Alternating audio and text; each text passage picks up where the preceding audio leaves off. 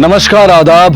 Crime petrol dial 100 में जारी है पिछले 2 हफ्तों से एक खास मुहिम, जिसमें पूरे हफ्ते हमारा फोकस भारत के एक राज्य पर रहता है। और इस हफ्ते हमारा फोकस है दिल्ली पर, जहां एक तरफ दिल्ली पुलिस को सशक्त बनाने के लिए हर मुनासिब कोशिश की जा रही है।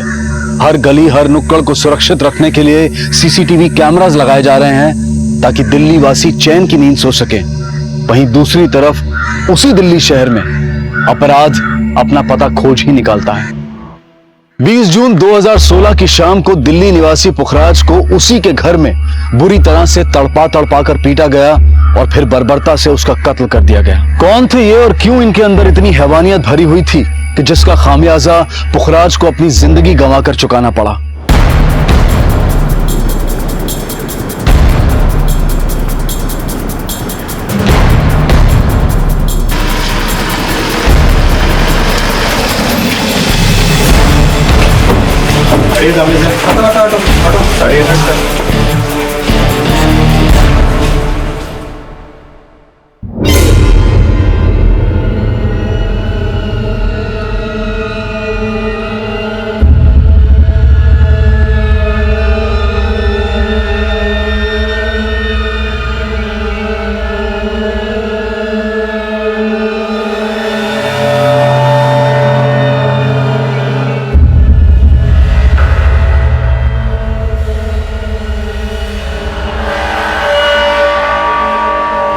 चौधरी, घर चेक करो।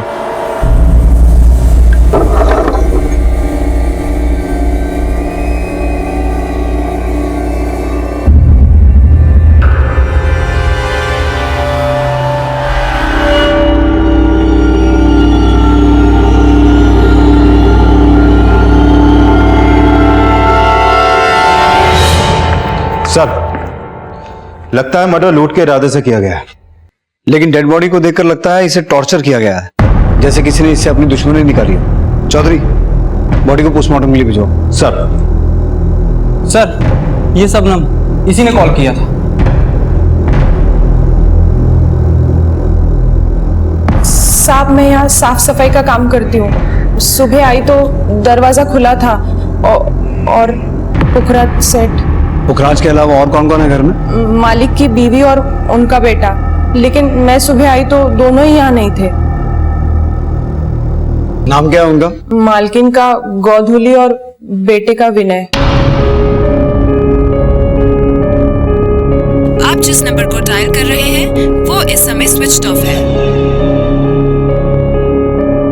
आप जिस नंबर को डायल कर रहे हैं वो इस समय स्विच ऑफ है।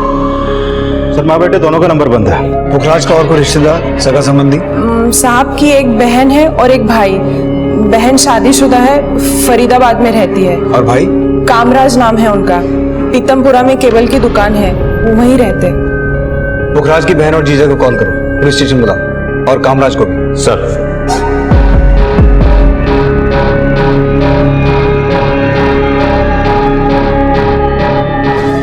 कल रात किसी को पुखराज के घर आते जाते देखा था आपने? नहीं सर। पुखराज की बीवी और उसका बेटा कहाँ हो सकते हैं? कल शाम तक तो सब घर पे ही थे। आपकी किसी से कोई बात हुई थी? गौधुली से बात हुई थी, वो हमारे कामवाली का नंबर मांग रही थी। उन्होंने अपनी कामवाली को निकाल दिया है ना। किसे? शबनम को? हाँ। क्यों निकाला था, कुछ बता? शबनम थोड़ी सी बदतमीज है। कल वो अपने पति को भी लेकर आई थी और पुखराज के साथ उनके कुछ तू में हो रही थी। सुनिए जी, आपने शबनम का हिसाब कर दीजिए, वो आजकल बहुत ज्यादा ही बोलने लगी है। जरा फोन लगा उसे, अभी सीधी करता हूँ उसकी जुबान में। फोन लगाने की जरूरत नहीं है, मैं आ गई। अब लाओ मेरी तनख्वाह। तनख्वाह तो बड़ी अक्कड़ से मांगती है, पर तूने जो वो मेरी इंपोर्टेड घड़ी तोड़ी है उसका हर्जाना भरेगा कौन? कहीं ऐसा ना हो साहब कि हर्जाना आपको भरना पड़ जाए। मुझे उंगली दिखाएगा तू? मुझे उंगली दिखाएगा? हाँ, अभी पुलिस को फोन करता हूँ। साहब, पुलिस को मत बुलाइए। हम लोग गरीब लोग हैं साहब, आपको जो देना है वो दे दीजिए। अब आई अक्कल ठिकाना? चल निकल इधर से, निकल। ले दिखता क्या? फुट, दोबारा यहाँ शक्ल मत दिखाना।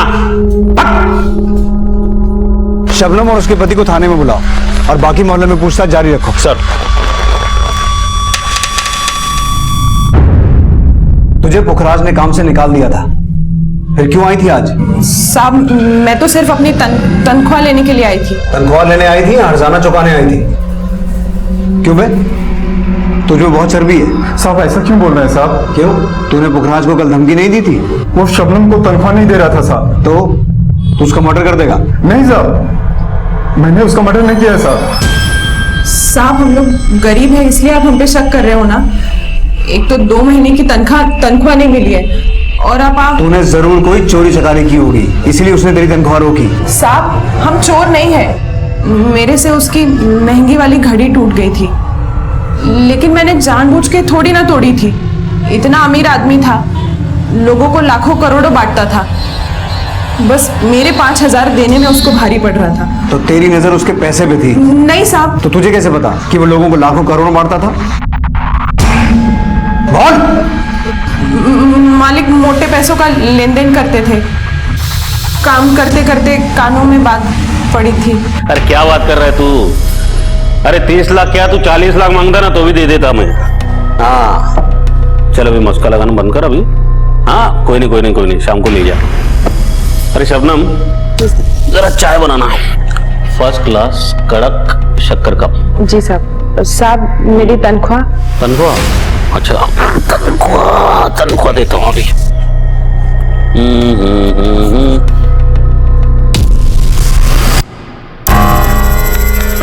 साहब पूरी तनख्वाह दीजिए ना, बहुत जरूरत है। पूरी जी? हाँ देख मिनट, आज कौन सा वार है? बुधवार, अगले गुरुवार को लेके जाना, ठीक है? साहब लेके चाय बनाना शबनम, बहुत सर पकड़ के रखा है। जा बना, अदरक डालना भूलना मत। हाँ जा। शबनम ने पूरे 10 दिन इंतजार किए साहब। इस बीच इससे पुखराज सेठ की घड़ी टूट गई, तो वो बोला कि इसको तनख्वाह नहीं मिलेगी साहब। साहब मैं क्या, दूध वाला, किराने वाला, वो सबके पैसे रोक के रखता था। एक नंबर का कंजूस आदमी था वो। हम क्या, उसकी बीवी और बेटा भी परेशान थे उसकी बीवी को वो मारता भी था। बात की ना जिंदा दफना तुम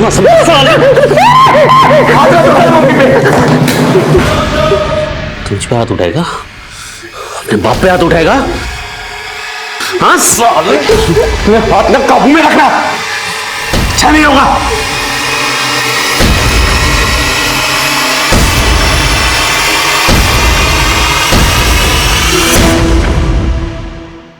क्यों मारता था वो अपनी बीवी को? मालकिन पे शक करता था। कैसे शक?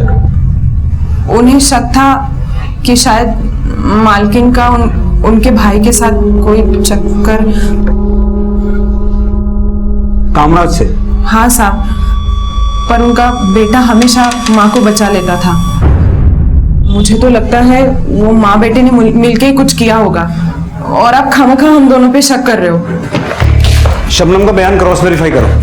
सर मैं कामराज की दुकान पे गया था, लेकिन उसकी दुकान पे ताला लगा है। मैंने आसपास के लोगों से पूछताछ की, लेकिन कुछ खास पता नहीं चला।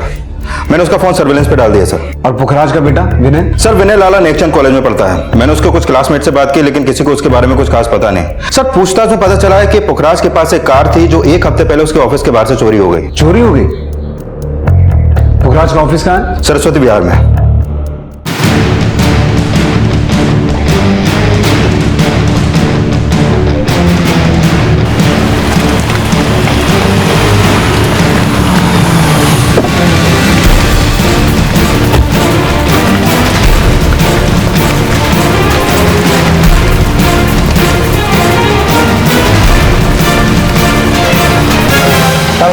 सर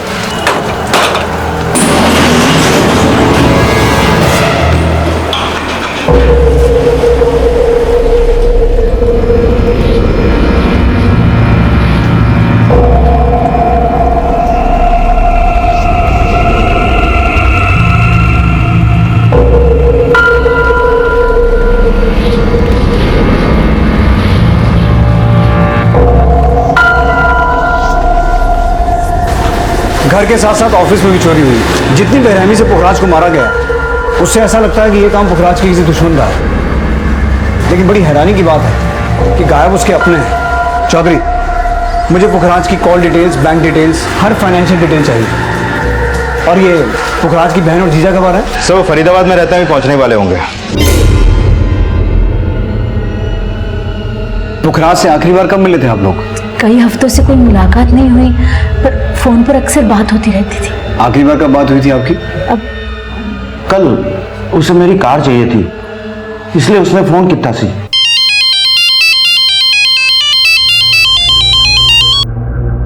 की गल है साले साहब, सवेरे सवेरे नु कैसे याद आ गई? अरे जीजा जी, भगवान को सुबह सुबह क्या, हर वक्त याद करना चाहिए। और सही में आप तो मेरे लिए भगवान से भी बढ़कर हो जीजा जी। मक्खन मत लगा, बोल किस लिए फोन किया सी? अच्छी सी डील करने जा रहा हूँ, बड़ी बढ़िया डील है। तो अगर आपकी वो लक्की वाली गाड़ी मिल जाती तो डील पक्की हो जाएगी।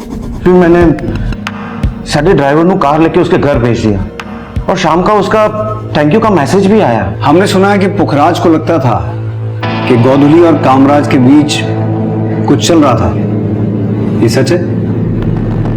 नहीं जी, उसे गलतफहमी थी। तो फिर गोधुली और कामराज है कहाँ? और विनय, आपको क्या लगता है इन सब के गायब होने का पुखराज के मर्डर के साथ कोई कनेक्शन हो सकता है? सर हमें खुद समझ में नहीं आ रहा है। सर मैंने पुखराज और उसके घर वालों के कॉल रिकॉर्ड चेक किया, पता चला कि कामराज और गोधुली के बीच में अक्सर कॉल होते थे, लेकिन पुखराज की हत्या वाली रात 10 बजे गोधुली के मोबाइल पे एक पीसीओ से कॉल आया था और उस कॉल के ठीक आधे घंटे बाद गोधुली वहां से पहले सरस्वती बिहार गई, जहां पुखराज का ऑफिस है। हाँ सर, और फिर 11:15 बजे वो रिठाला। सर जब वो रिठाला में थी उस रात, तो ये देखिए 11:15 से 12:15 के बीच में गोधुली और पुखराज के बीच में एक लंबी कॉल हुई और कामराज भी उस समय पुखराज के घर पे ही था और उस कॉल के तुरंत बाद तीनों के फोन बंद हो गए। गोधुली और पुखराज के बीच हुई 1 घंटे की कॉल का क्या चक्कर हो सकता है चौधरी? एक काम करो, गोधुली का नंबर भी सर्विलेंस पे डालो। सर कभी ना कभी तो ऑन होगा ही। और घटना के वक्त विनय की फोन लोकेशन क्या थी? सर उस दिन विनय की फोन की लोकेशन रात 9 से 11 के बीच में गुड़गांव में थी और रात 11 बजे के बाद उसका फोन बंद हो गया।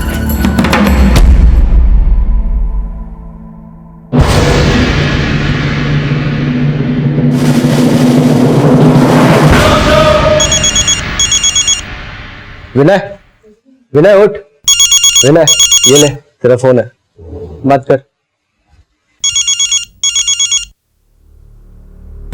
सर विनय गुड़गांव के एक फार्म हाउस में था अपने फ्रेंड्स के साथ, मैंने उसे वहां से बुलवा लिया है।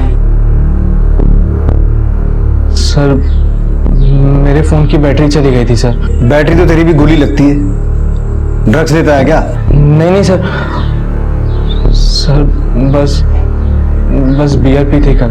बाप को मार के जश्न मना रहा था वहां? मार के पापा को? सर क्या कह रहे हैं आप? बेटा तमाशा मत कर, तेरे बाप का मर्डर हुआ है और तू नहीं किया है। नहीं सर, मैं मेरे पापा को क्यों मारूंगा सर? अगर तूने अपने बाप को नहीं मारा तो तेरी माँ मार के भाग गई? नहीं सर, मम्मी ऐसी नहीं है सर। तो तेरी मम्मी है कहाँ? देखिए मुझे कुछ नहीं पता आप क्या कह रहे हैं सर, मुझे कुछ समझ नहीं आ रहा है। सुना है तेरे पापा ने मेड, दूध वाले, किराने वाले सबके पैसे रोक के रखे थे? हाँ सर पापा सबके पैसे रोक के रखते थे। तो फिर क्या लगता है इनमें से कोई है जो तेरे पापा को मार सके? सर मुझे कुछ समझ नहीं आ रहा है आप क्या कह रहे हैं सर। और किस किस के पैसे रोक के रखे थे पुखराज ने? सर पापा के पास तो मेरी कॉलेज की फीस भरने तक के पैसे नहीं थे। इन लोगों के पैसे कहां से देते? सर बस पापा बड़ी बड़ी बातें करते थे, लेकिन असली में कुछ नहीं था उनके पास। गले की चेन, घड़ी सब नकली पहनते थे, पर बताते असली थे। पापा कल से कॉलेज शुरू हो रहे हैं, फीस भरनी है। अरे छोड़िए फीस वीस के चक्कर, इतना पढ़ के करना क्या है तुझे? क्लर्क बनना है क्या? अबे तो बिजनेसमैन का बेटा है, बिजनेसमैन का, समझा? चल आज से मेरे साथ काम पे लग जा। आपके पास पैसे नहीं है क्या पापा? अबे किस भूतने वाले के पास पैसा नहीं है बे? हाँ मैं ना तेरी कॉलेज खरीद सकता हूँ। आप कॉलेज बाद में खरीदेगा पापा, अभी मुझे फीस के पैसे दीजिए, मुझे आगे पढ़ना है। पढ़ना है तुझे? सही में पढ़ना है? हाँ ठीक है, जहाँ मैं पढ़ा था ना वहां तुझे पढ़ा था, पता है कहाँ? लंदन, समझा? वहां भेजता हूँ तुझे। 10-15 दिन दे, तुझे फॉरेन भेजने का जुगाड़ करता हूँ मैं। देख फिर कैसे पढ़ाई होती है। सर उनसे कुछ मांगो तो बड़ी बड़ी बातें करने लगते थे, पर होता कुछ नहीं था सर। हो सकता है तेरे पापा की कोई मजबूरी रही हो, पर तूने उनका हाथ बटाने की बजाय उन्हीं पे हाथ उठा दिया। नहीं नहीं सर। झूठ मत बोल, शबनम ने सब कुछ बता दिया है। सर पापा मम्मी को मारते थे सर, इसलिए एक बार तेरी मम्मी ने जरूर कुछ किया होगा, इसलिए तेरे पापा ने मारा। मुंह उठा के बात कर। सर पापा मम्मी पर शक करते थे। जान से मार दूंगा साला तुझे।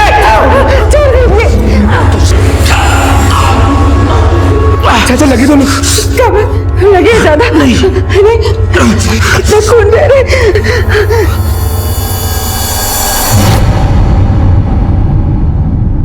तेरे पापा ने कामराज को जान से मारने की कोशिश की? हाँ सर पापा बहुत बुरे थे सर, लेकिन मम्मी और चाचा का कोई अफेयर नहीं था सर। अगर उन दोनों का कोई अफेयर नहीं था तो वो दोनों है कहां?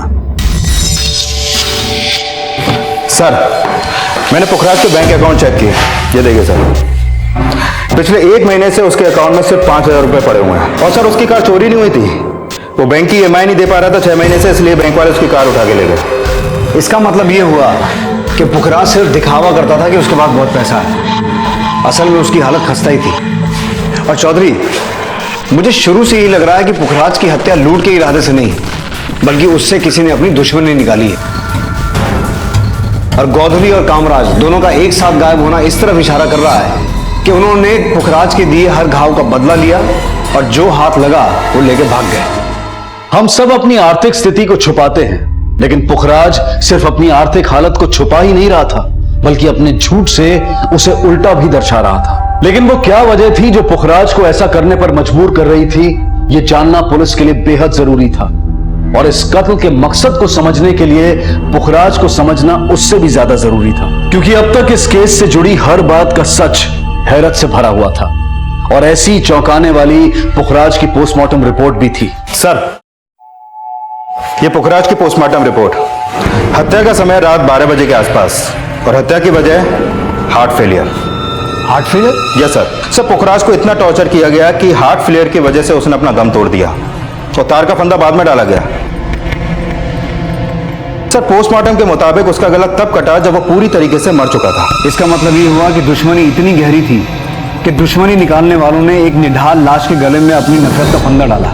और ये नफरत की कहानी कामराज, गोधुली और पुखराज इनकी कॉल डिटेल्स बता रही है। उस 1 घंटे की कॉल के दौरान एक तरफ कामराज पुखराज को तड़पा तड़पा के मार रहा था और दूसरी तरफ गोधुली फोन पर उसकी चीखें सुन रही थी। चीख, और जोर से चीख, तेरी चीख की आवाज वहां तक सुनाई पड़नी चाहिए। चीख, और जोर से चीख, चीख। लेकिन ये कांड कामराज और गोधुली ने अकेले नहीं किया, इसमें कोई और भी शामिल है। गोधुली को उस रात जिस पीसीओ से फोन आया था वो जरूर कामराज के आदमियों ने किया होगा। चौधरी, पता लगाओ कामराज के किस किस से क्या क्या संबंध थे। गोधुली की आखिरी फोन लोकेशन, गोधुली और कामराज की फोटो पूरे शहर में सर्कुलेट करवाओ। नफरत परोसने वाले चूहे की बिल में नहीं, जेल में होने चाहिए। सर पुलिस अपनी थ्योरी पर काम कर रही थी और उन्हें अब कामराज और गोधुली की तलाश थी।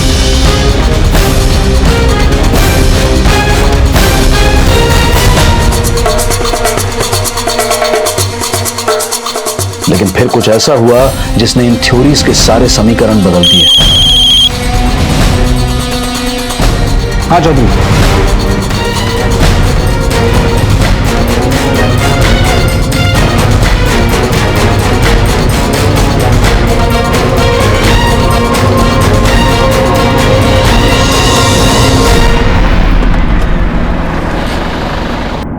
चलिए देखिए।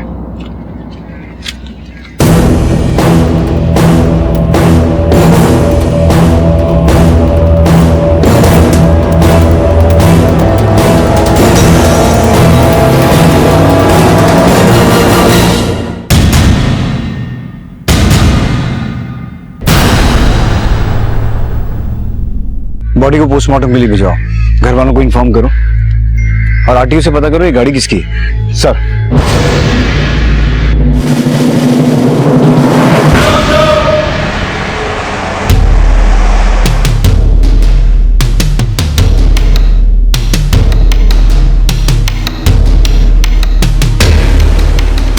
अरे सर मैंने की कितना सी अरे जवाब तो दो सर। क्या किया है इन्होंने? लेके जा रहे हो? कहाँ ले जा रहे हो? क्या किया है सर? सर लेकिन मैंने किया क्या है सर? अरे सर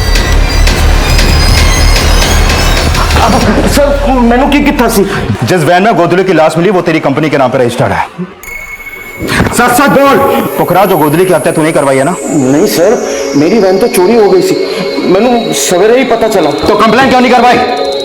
सर मैं कंप्लेन लिखवाने ही वाला था, लेकिन पहले पुखराज की हत्या की खबर फिर गोदली। सर ऐसे में कहाँ ध्यान रहता है? ड्रामे मत कर, सच सच बोल। सर आप ही सोचिए, अगर मुझे गोदली और पुखराज को मरवाना होता तो मैं मेरी वैन क्यों यूज करवाता?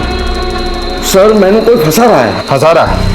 अब तू बोलेगा कि कामराज ने वो वैन चोरी की ताकि तू फंस जाए। सर आप हम पे बेकार में शक कर रहे हैं। ये सब करके आखिर हमें क्या मिलेगा? भाइयों की जायदाद और फिर विनय का पत्ता काटना तो तुम्हारे लिए बहुत आसान है। आपको कोई गलतफहमी हो रही है। नैतिक और मेरे पास किसी चीज की कोई कमी नहीं है, और फिर हम अपने भाई भाभी का खून क्यों करवाएंगे? वैसे भी पापा ने विल में सारी जायदाद मेरे नाम से कर दी थी। मतलब तुम हमेशा से किस्मत वाली रही हो या फिर शातिर? नहीं सर, पुखराज ने मेरे हस्बैंड से लाखों रुपए उधार लिए थे और उसकी लौटाने की हैसियत नहीं थी, इसीलिए उसी ने पापा पे दबाव डाल के विल में मेरा नाम लिखवाया था। मैंने उसे कभी कुछ नहीं कहा। और कामराज, उसका इस जायदाद पे कोई हक नहीं था? कामराज इसी बात से तो चिढ़ता था मुझसे और पुखराज से। उसे लगता था कि मैंने उस पर दबाव डाला है, मैंने कहा है पुखराज को कि विल में मेरा नाम लिखवाओ। तो तुम ये कहना चाहती हो कि कामराज ने तुमसे और पुखराज से बदला लिया, पहले मर्डर करवाया और फिर तुम्हारे पति की वैन यूज करके उसे फंसवा दिया? मुझे लगता है ये पुखराज के पुराने कांड है और उसका खामियाजा हम सब भुगत रहे हैं। पुराने कांड मतलब? पुखराज पहले से बहुत बड़बोला था, हमेशा बड़ी बड़ी बातें करता था। मैंने उसे कितनी बारी समझाया कि पुखराज इतनी बड़ी बड़ी बातें मत किया कर, कोई जबान काट के ले जाएगा। अरे दीदी, जुबान छुरी से भी पैनी होती है, बस चलाने की कला आनी चाहिए। अच्छा सामने वाला कट जाता है यूं। तो आज तू हमें काटने आया है? क्या बात कर रही है दीदी, क्षमा कीजिए। मक्खन मत लगा। बोल कितने चाहिए? जी वो जीजा जी 10 लाख। 10 लाख? बड़े मौके की जमीन देखिए मैंने जीजा जी, बहुत बढ़िया जमीन है, कसम से बोलता हूँ। वो बयाना पकड़ाना पार्टी को तो वरना चली जाएगी ना। पर बयाना तो दे देगा, और पूरी पेमेंट का क्या करेगा? उतने पैसे है तेरे पास? जब बयाना दूंगा तो लूंगा भी तो। 50 लाख की जमीन 55 लाख में बेच दूंगा, यूं यूं यूं यूं। मैंने और मेरे हस्बैंड ने जो भी अपने भाई के लिए किया उसे अपना समझ के किया। कोई भी बहन या जीजा इतना कभी नहीं करेंगे। मैं आपसे रिक्वेस्ट करती हूँ, नैतिक को छोड़ दीजिए। नैतिक की गाड़ी में से गोदली की लाश मिली है सुनीता जी, और जब तक इन्वेस्टिगेशन खत्म नहीं होता वो जेल में ही रहेगा। सर मैंने नैतिक के ड्राइवर्स को भी रिमांड पे लिया, ना तो नैतिक कुछ बोल रहा है और ना ही उसके ड्राइवर्स। कामराज को कुछ पता चला? नहीं सर। क्या लगता है चौधरी, नैतिक की वैन वाकई में चोरी हुई होगी? सर हो सकता है कि कामराज ने ही वो वैन चोरी करवा के मर्डर करवाया, क्योंकि ये तो साफ है कि पुखराज की हत्या वाली रात कामराज के फोन की लोकेशन पुखराज के घर की थी। अगर ये सारे कांड कामराज के किए हुए हैं तो उसका मकसद पुखराज और सुनीता से बदला लेने के अलावा और कुछ नहीं हो सकता, क्योंकि पुखराज के पास पैसे तो थे नहीं और जायदाद पहले से ही सुनीता के नाम पे थी। सर पता चला है कि पुखराज लॉटरी भी खेलता था और उसकी 10 करोड़ की लॉटरी लगी थी। कहाँ से पता चला? पुखराज के घर के पास एक सैलून वाले ने बताया। इसी पैसे से पुखराज उसके साथ स्पा खोलने वाला था। अरे अब्दुल भाई, अपने पास ना पैसों की कमी है ना बिजनेस के आइडियाज की। हाँ, पर अब सारे रन में अकेले तो नहीं कर सकता ना, आपका साथ चाहिए। अगर आप साथ देंगे अब्दुल भाई तो उस लॉटरी से मिलने वाले 10 करोड़ से हम पूरे दिल्ली भर में स्पा खोल सकते हैं। मुझे लगता नहीं कि इस बात में कुछ सच्चाई होगी। पुखराज ने जरूर सैलून वाले के पैसे देने होंगे, इसलिए बड़ी बड़ी छोड़ रहा होगा। सर ये बात सच है कि पुखराज लॉटरी खेलता था। मैंने सैलून वाले के अलावा और कई लोगों से ये बात कंफर्म की है। सभी का कहना है कि पुखराज की लॉटरी लगी थी। सर अगर ये लॉटरी वाली बात वाकई में सच है तो हो सकता है कि कामराज ने ही इन लॉटरी के पैसों के लिए पुखराज का मर्डर किया हो। बड़ी सोच, बड़े सपने और बड़ी बड़ी बातें, और उन सब को साबित करने के लिए बड़े से बड़ा झूठ बोलने में भी पुखराज एक बार भी नहीं कतराया। पर क्या इस झूठ के बीच में कहीं कोई एक सच भी छुपा था? क्या वाकई में उसकी लॉटरी लगी थी और कहीं से अचानक आए ये पैसे ही कहीं उसकी मौत का कारण तो नहीं बन गए थे? इस बात का अंदाजा लगा पाना बहुत मुश्किल था, क्योंकि पुखराज का किरदार इस केस को सॉल्व करने में सबसे बड़ी रुकावट था। और जो खुलासे इस केस में हो रहे थे वो भी इस केस को कम नहीं उलझा रहे थे। सर, गोदली की पोस्टमार्टम रिपोर्ट, गोदली को तो पुखराज से भी ज्यादा टॉर्चर किया गया है सर। हत्या से पहले उसके साथ रेप भी हुआ है। और हैरानी की बात यह है सर कि गोदली की हत्या का समय पुखराज की हत्या के समय से भी मैच होता है। इसका मतलब 1 घंटे लंबी कॉल जो गोदली और पुखराज के बीच हुई, उसमें पति पत्नी एक दूसरे की चीखें सुन रहे थे। जिस तरीके से पुखराज के साथ टॉर्चर किया गया और गोदली के साथ रेप हुआ, कुछ समझ में नहीं आ रहा। क्या वाकई में इसमें पुखराज की फैमिली का हाथ हो सकता है? सर, पुखराज कामराज पे ऐसी तो शक नहीं करता होगा। हो सकता है कि कामराज की अपनी भाभी पर बुरी नजर हो, तभी तो पुखराज ने कामराज को जान से मारने की कोशिश की। सर, कामराज सिर्फ पुखराज से ही नहीं बल्कि गोदली से भी बदला लेना चाहता था। और यह हो सकता है कि यह टॉर्चर लॉटरी के उस 10 करोड़ रुपए का पता लगाने के लिए किया गया हो, जो पुखराज ने कहीं पे छुपा के रखे होंगे। लेकिन जिस पैमाने पर यह कांड हुआ है, उसमें सिर्फ फैमिली एंगल को ही ढूंढना हमारी बहुत बड़ी भूल हो सकती है। क्योंकि पुखराज के बारे में अभी तक जो कुछ भी सामने आया है, उससे यह बात साफ है कि उसके और भी कई दुश्मन होंगे जिनसे हमारा अभी तक सामना ही नहीं हुआ। इस पुखराज से जुड़े हर एंगल को हमें अच्छे से खंगालना होगा। पुखराज के कॉल डिटेल्स के आधार पर पुलिस ने उसके बिजनेस के पुराने साथियों और प्रतिद्वंदियों से पूछताछ की। सर, पुखराज धंधा नहीं दादागिरी करता था। हम पार्टी के पास 2% कमीशन लेते हैं, लेकिन वो 3% कमीशन लेता था। फिर भी लोग उसी के पास जाते थे, हमारे पास नहीं आते थे। ऐसा क्यों? क्योंकि पार्टी को धमकी दिलवाता था। मैं तो उसे दूर से ही राम राम करता था जी। पुखराज के साथ में धंधा करना मतलब अपने पैर पे कुल्हाड़ी मारने जैसा है। मतलब? सर, मैं फ्रीलांस एजेंट का काम करता था। पुखराज के लिए पार्टी लाके देता था, लेकिन मुझे ऐसे लगा कि जब तक इस तालाब में वामन सेठ, पुखराज धुमल और राजवीर जैसी बड़ी मछलियाँ हैं, वहाँ मेरे जैसे एजेंट की दाल नहीं गलने वाली। इसलिए 2 महीने पहले ही मैंने ये फील्ड चेंज कर दिया। तो आजकल क्या कर रहे हो? एक जगह पे इंटरव्यू दिया है, शायद जॉब लग जाए। हमने सुना है ये पुखराज दूसरे डीलर्स के क्लाइंट्स काटता था, उन्हें धमकियां दिलवाता था। हाँ, पुखराज हमेशा कहता था, जब तक शेर घूर रहा है ना कुत्ते डरते नहीं साले। तो देख उस वामन की कैसे हवा टाइट करता हूं मैं। हाँ सुन बे, तू जरा उस वामन को पिन चुका। हाँ, फिर उस राघव के जरिए मैं उसे हड्डी दिखाता हूं। हड्डी की लालच में लाल टपकाता हुआ खुद ब खुद फंस जाएगा जाल में। चल रखता हूं। यार पुखराज भाई, मेरे को क्यों फंसा रहे हो? वो वामन सेठ बड़ा डेंजर आदमी है। यार तू कुत्ते से डरता है? हाँ? अबे तेरे सर पे शेर का हाथ है, समझ ले। मुझे लगा कि कहीं इस पुखराज के चक्कर में मैं किसी चक्कर में ना फंस जाऊं, इसलिए वहां से निकलना ही बेहतर समझा। ये पुखराज धमकियां दिलवाता किससे था? मैंने कभी उसे देखा नहीं। तुम्हें क्या लगता है ऐसा कौन हो सकता है जो उसका मर्डर करवा सके? पुखराज से तो सारे चिढ़ते थे, लेकिन वो कौन हो सकता है ये मैं नहीं कह सकता। ठीक है, तुम जा सकते हो। पुखराज के कॉल रिकॉर्ड्स और धमकियां मिलने वाले क्लाइंट्स और डीलर्स के कॉल रिकॉर्ड्स क्रॉस वेरीफाई करो और पता लगाने की कोशिश करो वो था कौन जो पुखराज के कहने पे धमकियां देता था। ये वामन सेठ कौन है? जय माता दी प्रॉपर्टीज का मालिक। सब पता चला है कि हत्या वाले दिन पुखराज अपने जीजा की कार लेकर जिस डील के लिए गया था, उस डील में वामन सेठ का भी लेना देना था। चलो इस वामन सेठ से मिलता है।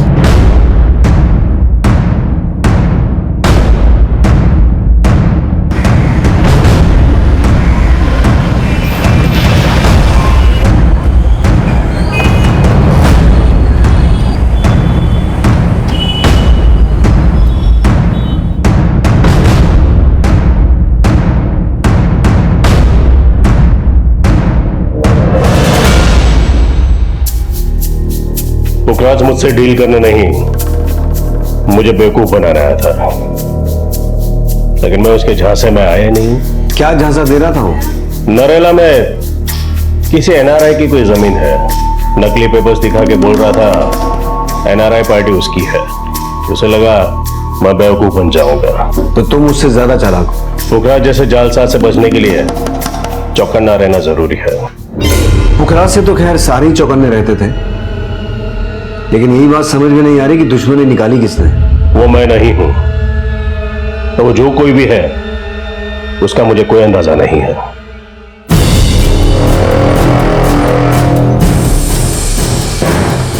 इस केस में कई ऐसे छलावे थे जो पुलिस इन्वेस्टिगेशन की दिशा बार बार बदल रहे थे। पुलिस एक तरफ ये जानने की कोशिश कर रही थी कि वो शख्स कौन था जो पुखराज के कहने पर दूसरे डीलर्स को धमकियां दे रहा था, और दूसरी तरफ कामराज की तलाश भी जारी थी।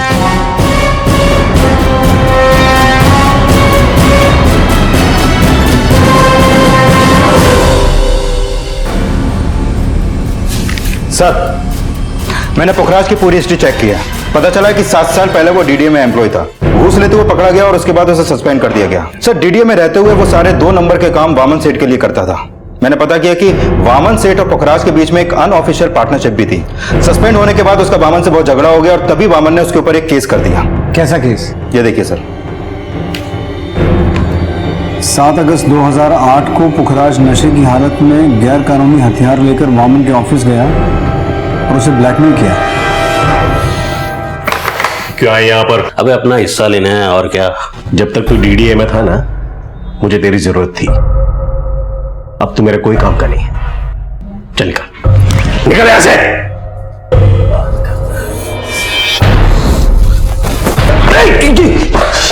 तू ऐसा नहीं मानेगा। अभी मैं पुलिस को बुलाता हूं। ये क्या कर रहा है? गोली चल जाएगी। नीचे गाड़ी से।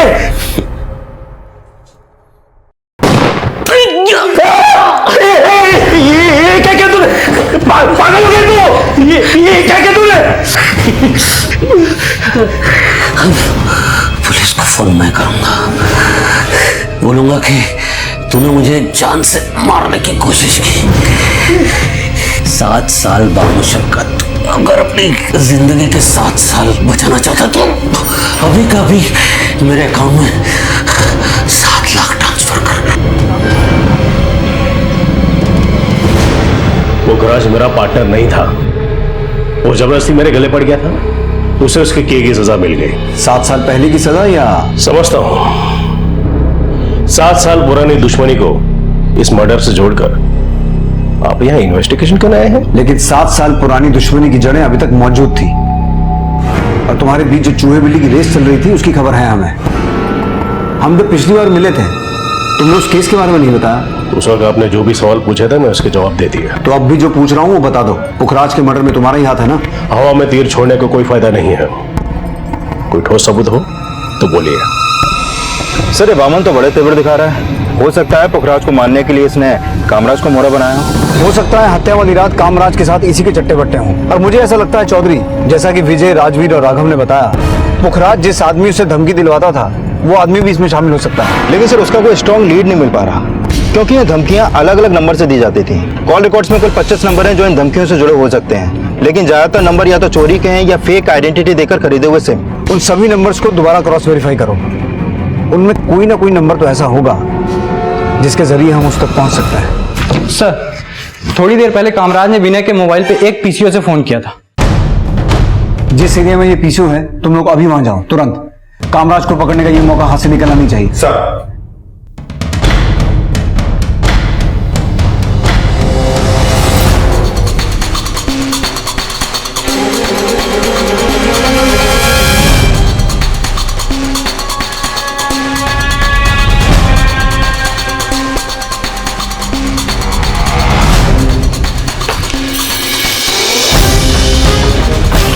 इस आदमी को देखा है? सर, ये रूम नंबर 1 में।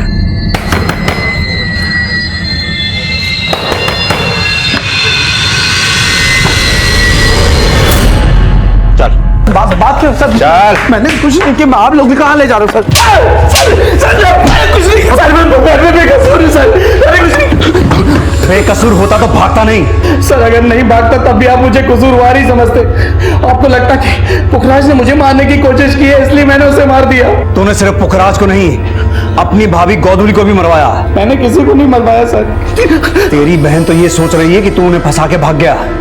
तू उन दोनों से नफरत करता था क्योंकि तुझे जायदाद में हिस्सा नहीं मिला।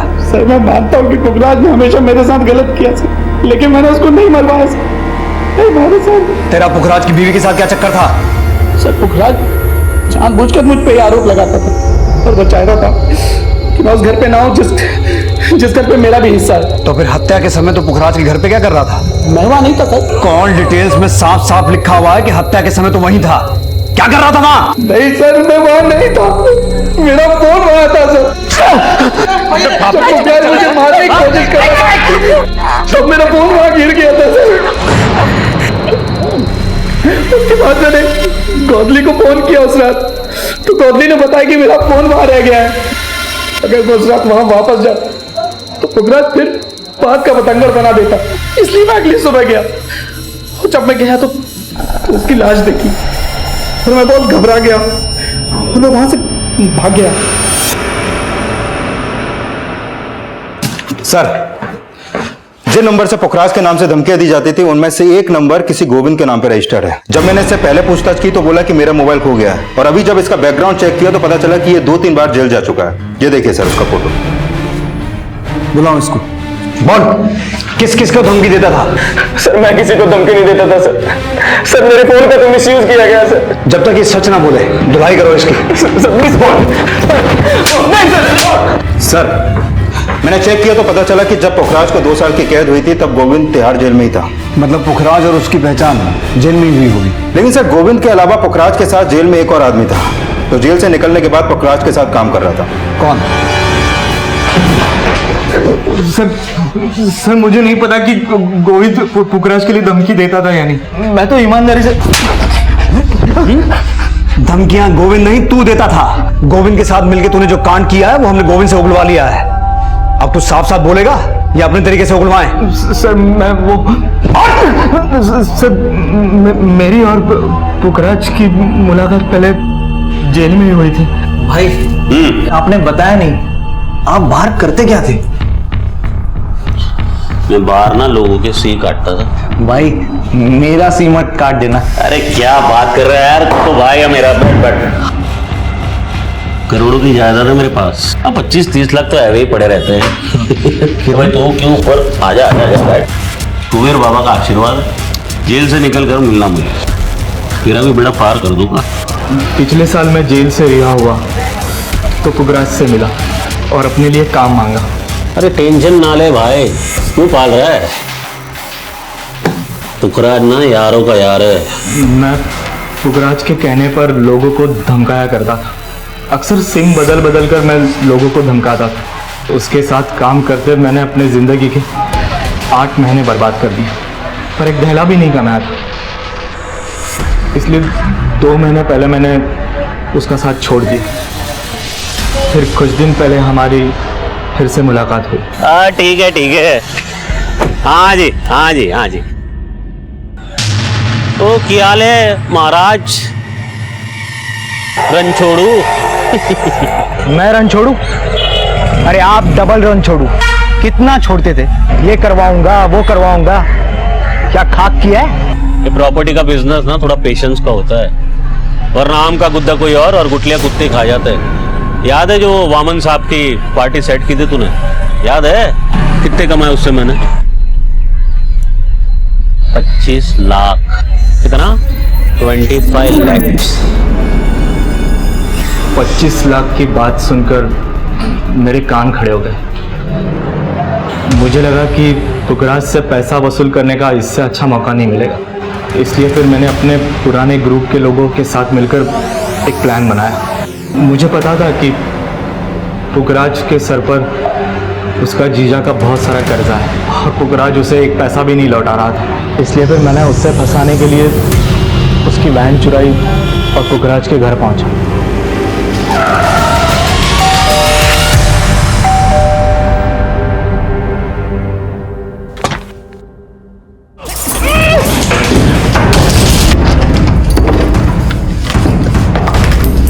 बहुत ढूंढने पर भी उसके घर में मुझे सिर्फ 8,000 रुपए मिले और थोड़ा बहुत सोना, और कुछ नहीं था वहां पर। बोल 25 लाख कहां पर छुपा के रखा है? मेरे पास कोई पैसा नहीं रहा। पकड़ इसको। भाई मर गया। अरे मरा नहीं, नाटक करता है। आदत है इसकी। मर गया भाई ये। बोला बोला बोला।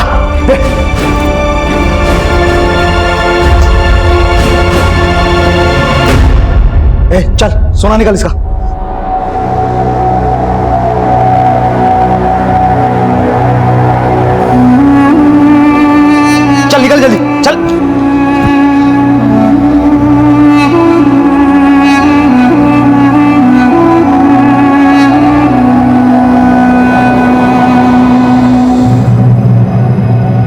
अपने बच्चों को सिखाते हैं कि झूठ की उम्र लंबी नहीं होती, लेकिन वहीं हमारी मानसिकता यह होती है कि छोटे छोटे झूठ बोलने से तो कोई नुकसान नहीं होता, लेकिन कब कौन सा झूठ हमें या हमारे सामने वाले को अपराधी बना दे और मौत का सबब बन जाए, ये पता ही नहीं चलता। इसलिए ये बेहद जरूरी है कि हम जो हैं, जैसे हैं, उसी सच को अपनाएं, ताकि किसी और पुखराज को एक झूठी जिंदगी जीने का खामियाजा अपनी जान देकर ना चुकाना पड़े। इसी विचार के साथ अब मैं अनूप सोनी आपसे विदा लेता हूं।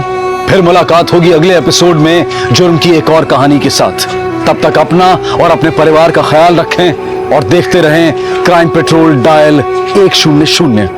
सबक एक को सीख हम सबको। जय हिंद।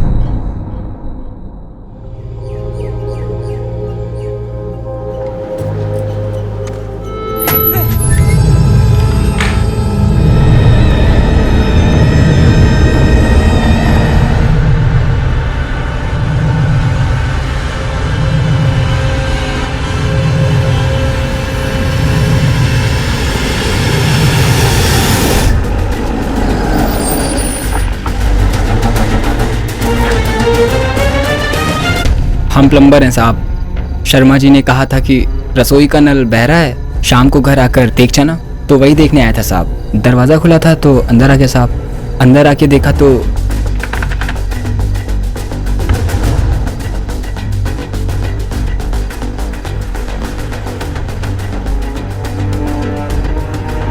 कुंडी भी सही सलामत है, ताला भी नहीं टूटा।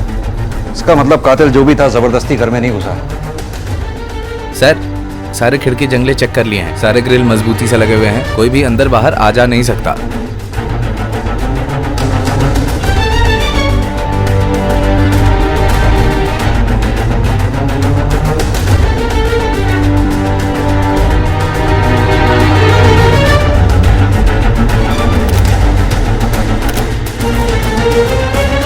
रास्ता दीजिए।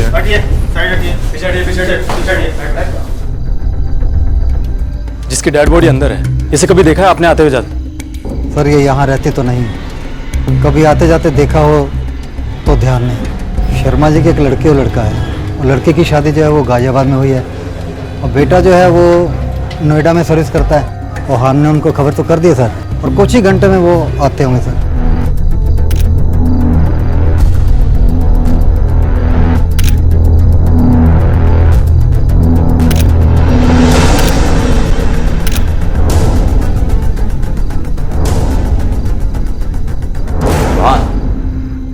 एक मकान जिसमें दो बुजुर्ग अकेले रहते थे, वहां एक 20-21 साल की लड़की की लाश का मिलना, और वो भी बगैर कपड़ों। बात कुछ समझ में नहीं आई।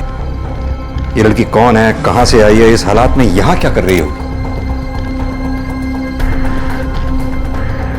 सर, सब जगह देखा, घर में हस्बैंड वाइफ के कपड़े हैं, लेकिन इस लड़की का कोई कपड़ा नहीं मिला है, और ना ही कोई लगेज। पता करो ये लड़की उनकी रिश्तेदार है या कोई और।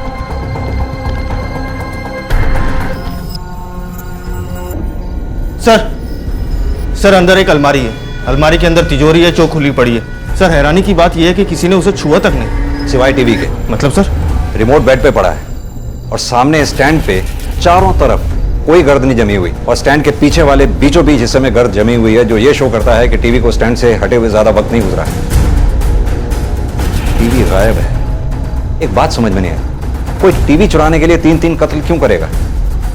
और जिस तरह से बॉडीज को चाकुओं से गोदा गया है, मुझे तो ऐसा लगता है कातिल ये इंश्योर करना चाहता था कि कोई भी जिंदा ना बचे। जनरली लुटेरे ऐसा करते नहीं है। जनाब, एक आदमी की जेब से निकला है।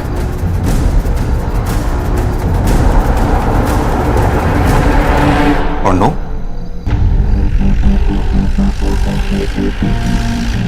मोहल्ले में कोई ऐसा है जिनसे इनकी दुश्मनी हो? No sir. Chauhan sir, mister and Mrs Sharma की और इस लड़की की कॉल डिटेल्स निकलवाओ। सर, कुछ ना कुछ हाथ जरूर लगेगा। लेकिन सर लड़की का फोन मिसिंग है, उसका हैंडबैग भी नहीं है। मैं बाकी इन दोनों की कॉल डिटेल्स निकलवाता हूँ। ओके।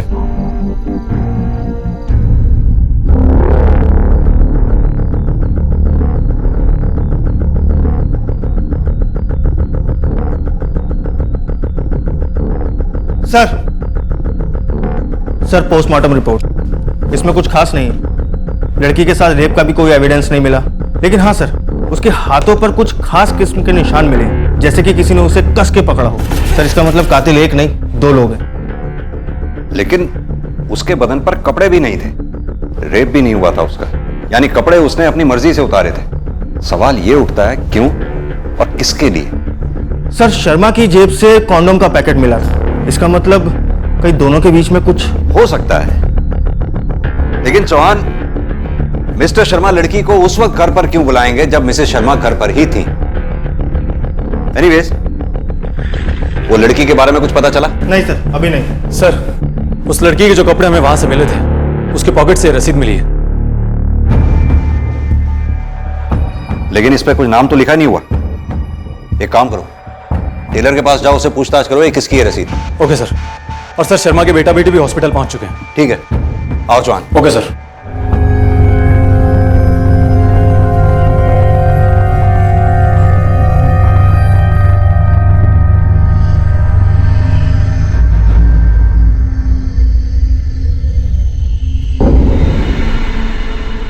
आइए आप दोनों, आपको कुछ और भी दिखाना है। आइए।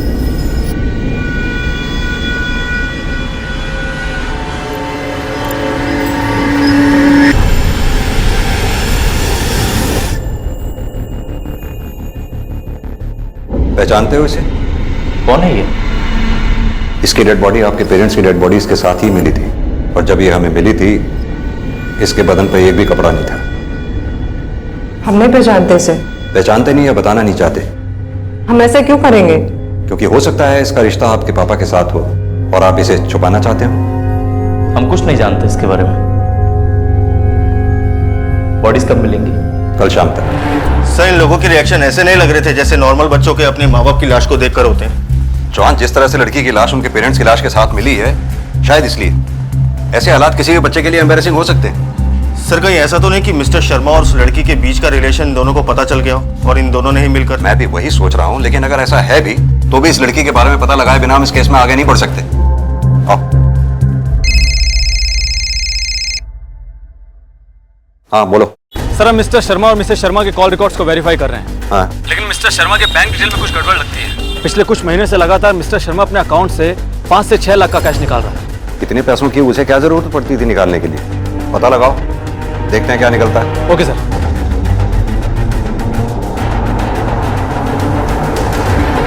पुलिस के लिए ये बहुत ही चौंका देने वाला और उलझा देने वाला केस था। देश की राजधानी दिल्ली की एक पॉश कॉलोनी के एक घर में उन्हें 3 लाशें मिली थी। इनमें से 2 लाशें उस बुजुर्ग दंपत्ति मिस्टर और मिसेस शर्मा की थी जिनका वो घर था और जो वहां अकेले रहते थे, और तीसरी लाश थी एक 20-21 साल की लड़की की। कोई नहीं जानता था कि वो कौन थी, कहां से थी और शर्मास के साथ क्या कर रही थी। और सबसे बड़ा सवाल यह था कि उसके बदन पर कपड़े क्यों नहीं थे, और क्या इस बात का इन हत्याओं से कोई संबंध था?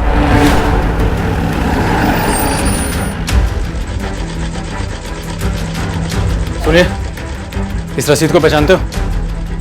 हाँ साहब, ये तो मेरी ही दुकान की है। कस्टमर का नाम नहीं है इस पर, बता सकते हो किसको दी थी? सर देखना पड़ेगा। ये रसीद हमें इस लड़की के पास से मिली है, पहचानते हो इसे? ये लड़की अक्सर शर्मा जी के घर आया जाया करती थी, और आपका घर शर्मा जी के घर के ठीक सामने है। ऐसा कैसे हो सकता है कि आप लोगों ने इसे कभी देखा ही ना हो? सर, उस दिन मैं छत पे जब कपड़े सुखा रही थी तब मैंने इस लड़की को आते हुए देखा था।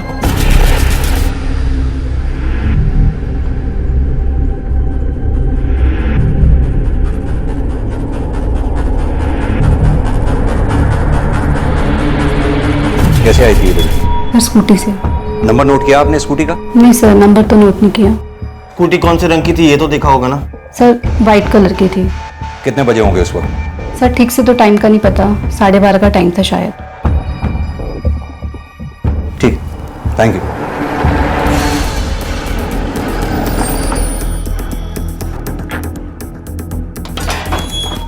सर, अगर वो लड़की स्कूटी पे यहाँ आई थी तो वो स्कूटी हमें बरामद क्यों नहीं हुई? चौहान, अकेला टीवी ही गायब नहीं हुआ है, स्कूटी भी गायब हुई है। लेकिन ऐसा हो कैसे सकता है? 2 लोग टीवी जैसी बड़ी चीज लेकर स्कूटर पर सवार होकर और बीच मोहल्ले में से निकल जाएं और किसी की नजर तक ना पड़े।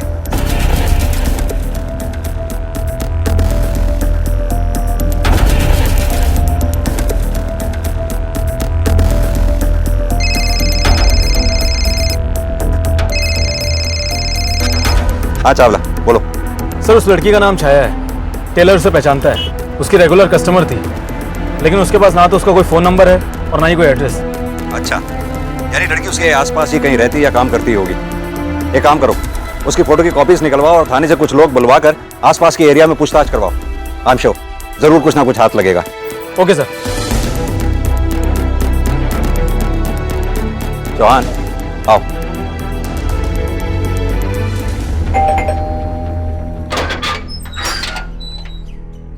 जी सर, दादी को अल्जाइमर है। कभी कभी उनको ऐसी चीजें दिखाई देती और सुनाई देती है जो अक्सर होती भी नहीं। खुसर फुसर के कर रहे हैं, तनु की लगता है मैं बह रही हूं, उन्हें सुनाई नहीं देता। दादी की गल है, हाँ कुछ दसना चाहते हो?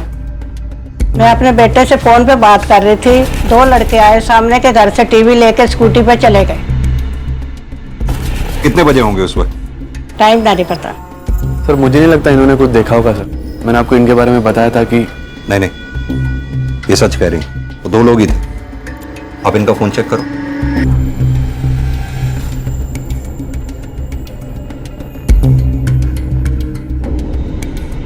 जी सर, कल दोपहर को इन्होंने मेरे डैडी से बात की थी। कितने बजे? एक 19 से 23 के बीच में। दादी जी, उनके चेहरे देखे थे आपने? शक्ल कैसी थी मतलब उनकी? जवान मुंडे थे, टोपी पहने थे, चेहरा नहीं देखा। ठीक है दादी, धन्यवाद।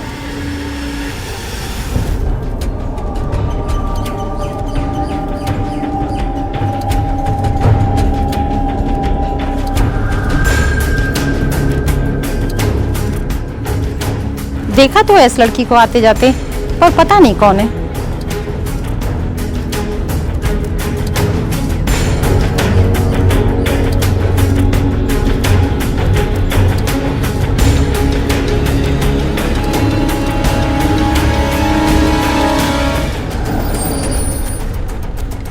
अब तक पुलिस को लगने लगा था कि हो ना हो इस लड़की छाया की लाश पर कपड़ों का ना मिलना, इस बात का कोई ना कोई संबंध इन हत्याओं से जरूर था।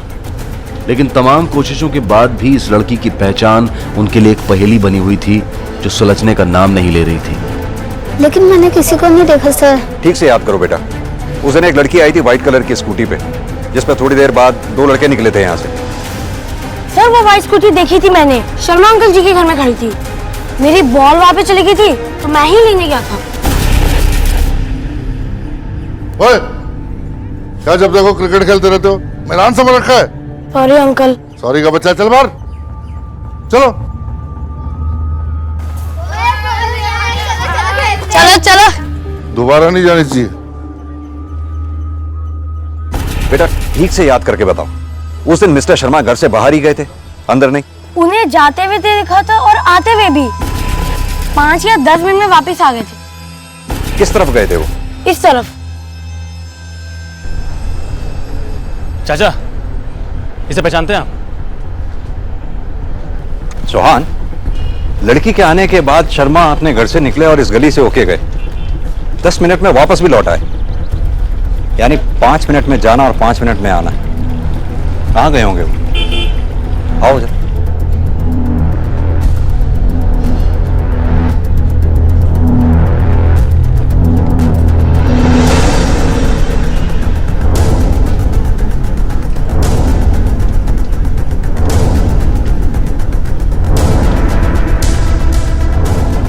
हाँ सर, शर्मा जी कल आए हुए थे। क्या लेने आए थे वो? सर कॉन्डम लेने आए थे। कितने बजे आए होंगे? सर दोपहर में 1 बजे के करीब। इतना अच्छे से कैसे याद है आपको? सर मैं उसी समय खाना खाता हूँ, इसलिए मुझे याद है। ठीक है।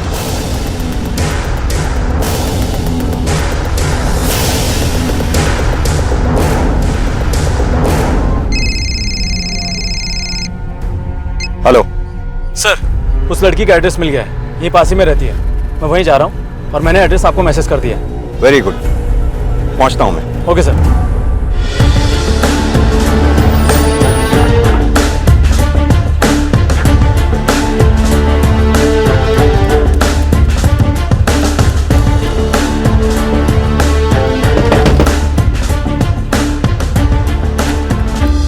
हाँ जी। छाया यहीं रहती है? जी हाँ, किराएदार है मेरी, लेकिन इस वक्त वो घर पे नहीं है। कल से लौटी नहीं वो। क्या बात है? इसी कमरे में रहती है, मतलब रहती थी। अकेली रहती थी वो यहाँ? जी। कहाँ काम करती थी? किसी ब्यूटी पार्लर में, नॉर्थ प्लेस में। कोई स्कूटी थी उसके पास? हाँ थी ना, एक सफेद रंग की स्कूटी थी, उसी से आया जाया करती थी वो। नंबर होगा उसका आपके पास? हाँ देंगे हमें? हाँ हाँ श्योर। अच्छा, कहाँ की रहने वाली थी वो और कितने समय से रह रही थी यहाँ? वो बरेली की थी और तकरीबन 1.5 साल से यहाँ रहती थी। बरेली का एड्रेस चाहिए होगा। वो रेंट एग्रीमेंट में होगा, मैं अभी लाती हूँ। प्लीज। चावला चौहान।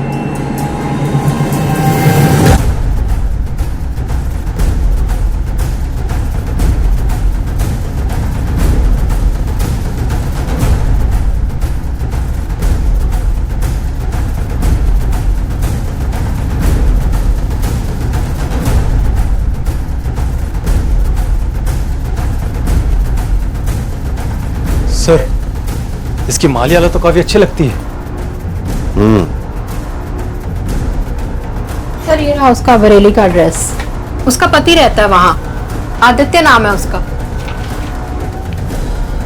मैम, छाया का मोबाइल नंबर और जिस ब्यूटी पार्लर में वो काम करती थी वहाँ का भी एड्रेस चाहिए होगा। मैं अभी लाती हूँ। Thank you. चावला। हाँ सर। बरेली पुलिस को कांटेक्ट करो और छाया का वहाँ का एड्रेस उनको भेजो। Okay sir. और इस आदित्य को दिल्ली बुलवाओ। Okay sir.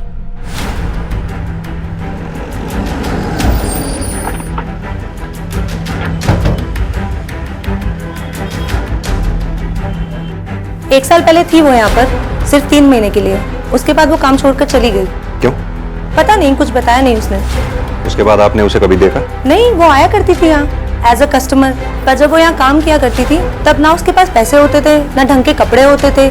लेकिन जब वो यहाँ एज अ कस्टमर आने लगी तब उसके पास महंगे महंगे कपड़े थे, महंगे महंगे ट्रीटमेंट्स लेने लगी। ऐसा क्या करने लगी थी वो? वही तो मैंने उससे पूछा। फिर उसने बताया कि वो कुछ इंश्योरेंस का काम कर रही है। अंकल और आंटी बहुत अच्छे थे सर, दोनों ही फाइनेंशियल एडवाइजर थे। मैंने भी कई इंश्योरेंस पॉलिसी करवाए थे उनसे।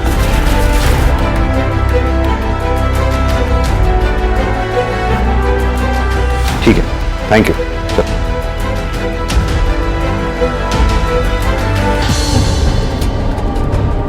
सर, कहीं ऐसा तो नहीं कि छाया ने मिस्टर शर्मा के साथ कोई नया काम शुरू किया हो?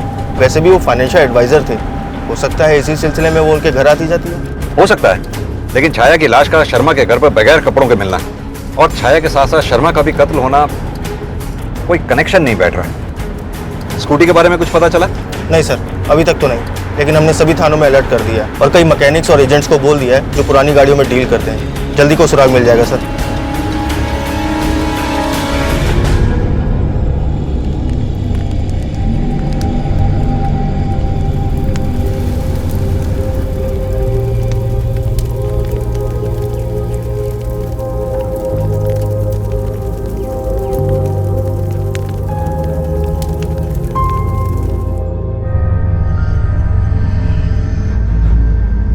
आपके घर से एक लड़की की लाश मिली थी जिसके बदन पर एक भी कपड़ा नहीं था।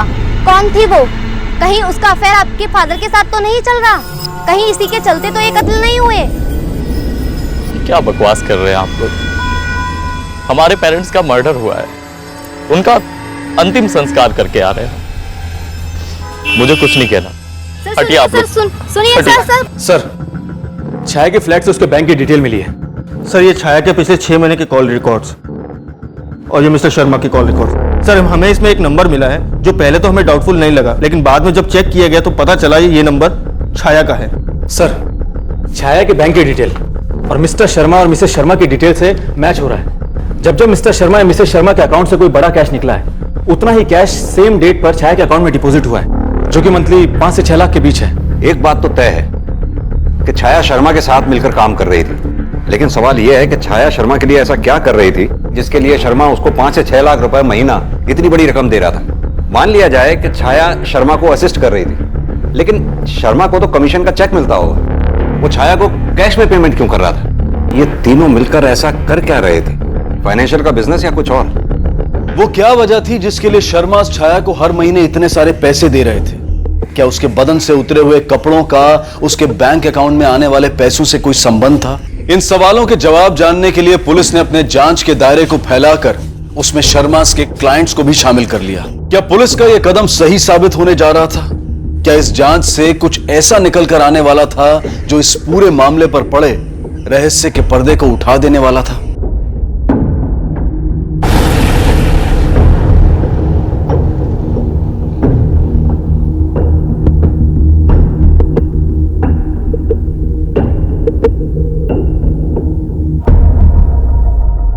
जब हमें छाया की लाश मिली उसके बदन पर एक भी कपड़ा नहीं था। हालांकि उसके साथ कोई जबरदस्ती नहीं की गई थी। ये इन लोगों के घर पर थी। जानते हैं आप इन्हें? नहीं सर, मैं इनको नहीं जानता। आपकी छाया से शादी कब हुई थी? 2 साल पहले, जब मैं IAS की तैयारी कर रहा था। घर वाले पैसे भेजते थे लेकिन उससे हमारा गुजारा नहीं हो पाता था। तब छाया यहाँ चली आई। वो एक पार्लर में काम करती थी। वो मुझे पैसे भेजा करती थी ताकि मैं अपनी पढ़ाई पूरी कर सकूं। देखो आदित्य, जिस ब्यूटी पार्लर में छाया काम करती थी वहां उसने सिर्फ 3 महीने काम किया। वहां से काम छोड़कर वो इन दोनों के साथ काम करने लगी थी। इनफैक्ट इनके फाइनेंस बिजनेस में वो इनको असिस्ट करने लगी थी। सर, फाइनेंस का काम? नहीं सर, ऐसा नहीं हो सकता। क्यों? सर, वो तो पढ़ी लिखी ही नहीं थी। क्या? जी सर। आदित्य सही कह रहा था, छाया पढ़ना लिखना नहीं जानती थी। फिर वो शर्मा के बिजनेस में ऐसा क्या कर रही थी जिसके लिए शर्मा उसे 3 लाख रुपए जैसी बड़ी रकम हर महीने देता था? कुछ तो ऐसा है इस फाइनेंस के बिजनेस में जो हमसे छूट रहा है। एक काम करो, सारे क्लाइंट्स की डिटेल्स फिर से निकालो, देखो ये छाया कहां फिट बैठती है। Sir, mister and Mrs Sharma कभी बड़े एजेंट नहीं रहे, बस ठीक ठाक कमा लेते थे। लेकिन 2014 की शुरुआत में उनका बिजनेस बिल्कुल ठप पड़ गया सर। मुश्किल से 1 या 2 पॉलिसीज की उन्होंने। लेकिन सर 2015 की शुरुआत के बाद उनके बिजनेस ने बहुत स्पीड पकड़ी। उन्होंने इतनी पॉलिसीज की जितनी उन्होंने कभी नहीं की। 2015 में उनकी शुरुआत हुई। छाया उनके कांटेक्ट में कब आई? सर, उसके कॉल रिकॉर्ड के हिसाब से फरवरी 2015 में छाया उनके कांटेक्ट में आई थी। सर, ये मिस्टर शर्मा के क्लाइंट्स की लिस्ट जिन्होंने उनसे पॉलिसीज करवाई थी।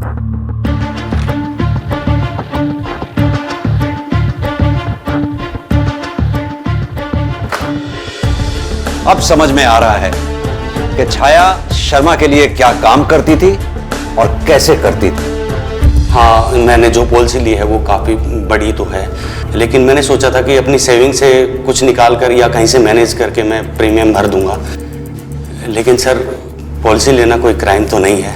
मिस्टर शर्मा को अपना एजेंट अपॉइंट करने का डिसीजन मेरा अकेले का डिसीजन नहीं था। कंपनी के कुछ और सीनियर्स ने मिलकर यह डिसीजन लिया था। और वैसे भी एजेंसी बदलना कोई इलीगल तो है नहीं। It's not a breach for any law, right sir? यह कोई मजाक नहीं है, मर्डर का केस है, मर्डर का। अगर अपनी सलामती चाहते हो, सच सच बता दो कि असली मामला क्या है, वरना सच निकलवाने के और भी तरीके आते हैं हमें। सर, मैं आपसे कई बार कह चुका हूं कि मिस्टर शर्मा का प्रपोजल हमारे पुराने एजेंट के प्रपोजल से कहीं ज्यादा बेटर था। इसलिए मैंने अपनी कंपनी के फायदे को देखते हुए मिस्टर शर्मा के प्रपोजल को अप्रूवल दे दी। तुम्हें क्या लगता है, हमें नहीं पता कि वो तुमने पॉलिसी क्यों ली थी? ये ऐसे नहीं मानेगा चावला। बुलाओ इसकी बीवी को और बैठाओ इसके सामने। क्या क्या इसने हरकतें की थी वो पॉलिसी लेने के लिए। Okay sir. No sir, please, मैं सब कुछ बताता हूँ। मैंने कुछ साल पहले एक छोटी सी पॉलिसी ली थी मिस्टर एंड मिसेस शर्मा से, तो उसी के सिलसिले में वो मेरे घर पर आए थे। अरे प्रदीप, देखो सही इसको एक बार। शर्मा जी, ऑलरेडी मैं आपसे एक पॉलिसी ले चुका हूँ। अरे मत लेना, खोल के देखो तो सही एक बार। हाँ, समझे? नई असिस्टेंट है मेरी, खुश कर देती है, कस्टमर देख के पॉलिसी देती है। भाभी जी आ गई, भाभी जी आ गई। थैंक यू भाभी, चाय का शुक्रिया। और मैं दूसरे दिन मिस्टर शर्मा के घर चला गया। अरे आइए आइए प्रतीक बाबू, स्मार्ट लग रहे यार। अब आए पूरी तैयारी से। चलिए, अरे चलो।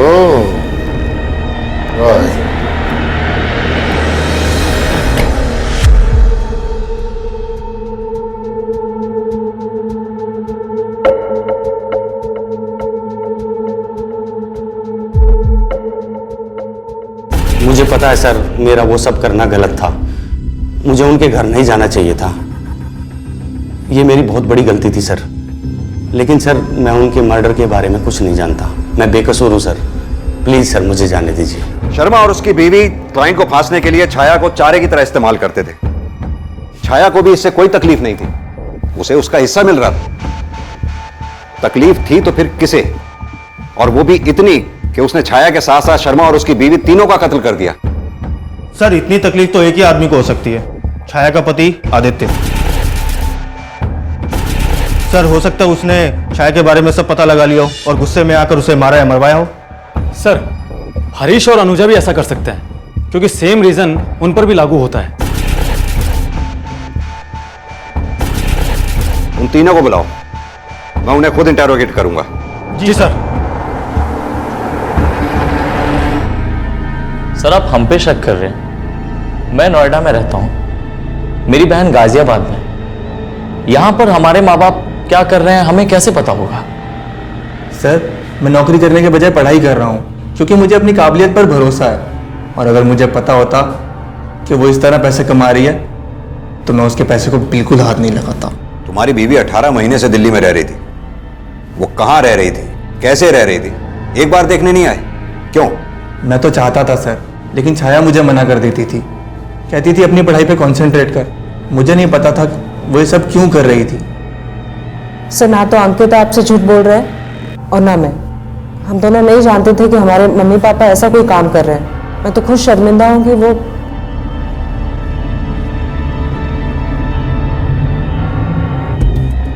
छाया 18 महीने पहले दिल्ली में आई और आते ही उसे ब्यूटी पार्लर में काम मिल गया, जहां उसने अगले 3 महीने तक काम किया।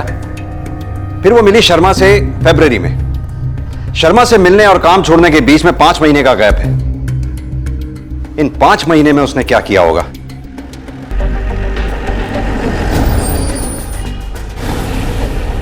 लेकिन उसने तो मुझे कभी नहीं बताया कि जॉब छोड़ दिया है। किराया भी टाइम पर देती थी मुझे और रोज की तरह स्कूटी लेकर जाया भी करती थी। अब अगर जॉब पर नहीं जाती थी, कहाँ जाती थी मुझे नहीं मालूम।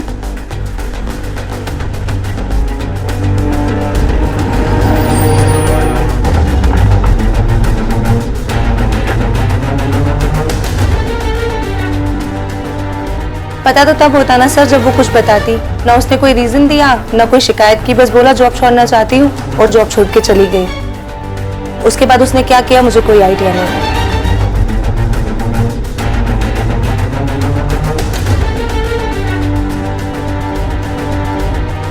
छाया आप लोगों के साथ में काम किया करती थी, वो जैसी भी थी, जो कुछ भी करती थी, फिर भी किसी को उसकी जान लेने का हक नहीं। अगर आप लोगों को छाया के बारे में कुछ भी मालूम है तो मुझे बताइए। आपकी बताई हुई बात से छाया के कातिलों तक पहुंचने में हमें आसानी हो। सर मैं ज्यादा कुछ तो नहीं जानती। उसके यहाँ काम छोड़ने के बाद 1 महीने पहले मैंने उसे उस लड़के के साथ देखा था।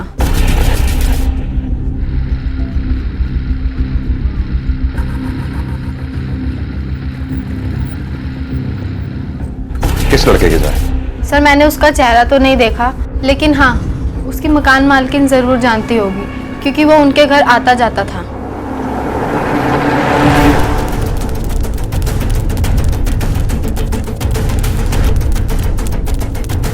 आपने इतनी बड़ी बात छिपाई हमसे? आपने हमें बताया क्यों नहीं कि छाया के साथ एक आदमी भी यहाँ रहता था? ये क्या कह रहे हैं आप? छाया यहाँ बिल्कुल अकेली रहती थी। हाँ कभी कभी उसका पति आया करता था कुछ दिनों के लिए। पति? आदित्य? हाँ मैंने बताया भी था उस दिन उसके बारे में। आपको हमारे साथ चलना होगा। आप कब से रह रही हैं? कुछ 15-20 साल से। सर ये है आदित्य। ये आदित्य नहीं है। मैं नहीं जानती इसको, कभी देखा भी नहीं छाया के साथ। लेकिन यही आदित्य है, छाया का पति। लेकिन उसने खुद मुझे किसी और से मिलवाया था और कहा था वो है उसका पति आदित्य। जिस लड़के को छाया ने अपना पति कहकर आपसे मिलवाया था उसका चेहरा तो अच्छी तरह याद होगा आपको। जी हाँ। स्केच आर्टिस्ट मिलवाओ। Okay sir. सर ये स्केच। इस स्केच को आसपास के सभी थानों में फैक्स कर दो और तुम इस स्केच को लेकर छाया जहां रहती थी उसके आसपास के एरिया में पूछताछ करो, क्योंकि अगर ये लड़का छाया के साथ उसके घर पर आता जाता था किसी न किसी ने इसको जरूर देखा होगा। Okay sir.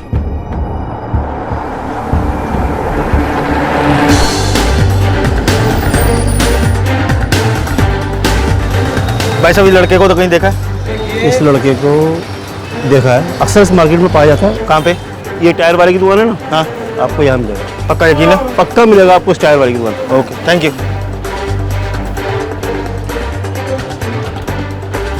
भाई साहब, इस लड़के को कहीं देखा है? हाँ जानता हूँ ना, यहीं बैठता है साहब। कहाँ मिलेगा? ये बाजू वाली दुकान के पास मिलेगा सर, उधर कहीं।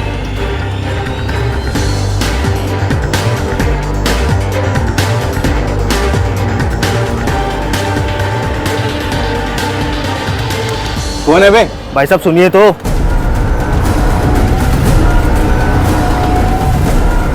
चल तुझे सैर करवाते हैं। सर जी मैंने क्या किया? सर जी, सर जी। और कितनी देर बिठा के रखेंगे सर जी? सर जी 3 घंटे हो गए। सर जी मैं सब कुछ बता चुका हूँ, जो बताया और बिल्कुल सच है। चल फिर से बता सब कुछ। सर जी ये सच है कि हम दोनों का लफड़ा था, हम दोनों पति पत्नी की तरह रहते थे। सर जी वो मेरी जरूरतों का ख्याल रखती थी और मैं भी उसकी जरूरतों का ख्याल रखता था। लेकिन एक दिन उसने मुझसे रिश्ता तोड़ दिया।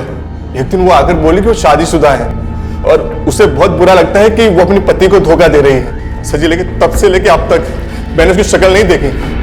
सर जी इस मामले में मेरा कोई लेना देना नहीं है। सर छाया के कॉल रिकॉर्ड्स, सर इसमें इसका एक भी नंबर नहीं है। इसने उसे कभी फोन किया ही नहीं। नहीं सर जी, मेरी तो उससे अक्सर बातें हुआ करती थी। सर जी जब हम दोनों साथ में थे तो हम रोज बात किया करते थे। सर जी उसका नंबर भी होगा मेरे पास, ये लीजिए। जॉन चेक करो। नहीं सर, ये नंबर छाया के नंबर से मैच नहीं कर रहा। नहीं सर जी, मेरी तो इस नंबर से बात हुआ करती थी। सर जी जब हम दोनों साथ में थे तो हमारी अक्सर बातें हुआ करती थी। तो इसका मतलब छाया के पास 2 नंबर थे। एक काम करो, इस नंबर की डिटेल्स निकलवाओ। सर सर रघु का रिकॉर्ड साफ नहीं है। जीबी रोड पर लड़कियों की दलाली किया करता था। इसी मामले में एक बार जेल भी जाके आ चुका है। यानी वो जितना मासूम बनने की कोशिश कर रहा है उतना मासूम वो है नहीं। सर हमने छाया के दूसरे फोन के कॉल रिकॉर्ड निकाले हैं। सर रघु ने छाया के मर्डर से पहले उसे कई बार कॉल किया था। लेकिन वो तो ये कह रहा था कि छाया से अलग होने के बाद उसने आज तक कभी छाया से बात ही नहीं की। झूठ बोल रहा है सर। छाया के मर्डर से पहले और उसके बाद वो एक नंबर पर फोन किया करता था, तो किसी माधव नाम का है, और वो भी कोई पाक साफ नहीं है सर। हिस्ट्री शीटर है, कार चोरी के केस में कई बार अंदर जा चुका है। मैडम ने खबरियों को बोल दिया सर, लेकिन वो अंडरग्राउंड है। फोन ट्रेस करो, उठा लाओ उसे। ठीक है सर।